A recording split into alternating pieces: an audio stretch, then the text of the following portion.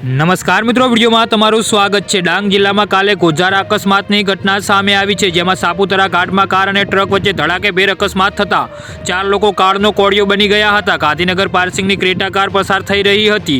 જી હા મિત્રો, અત્યારે હાલ દુઃખદ સમાચાર સામે આવી રહ્યા છે।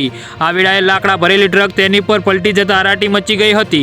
આ દરમિયાન કારમાં સવાર 4 પ્રવાસીઓના મોત થતા માર્ગ મરણચીછોથી ગુંજી ઉઠ્યો હતો। અકસ્માતમાં મૃત્યુ પામેલ પરિવારના સભ્યો ગાંધીનગરના પલાસ ખાતે રહેતા હોવાનું જાણવા મળી રહ્યું છે।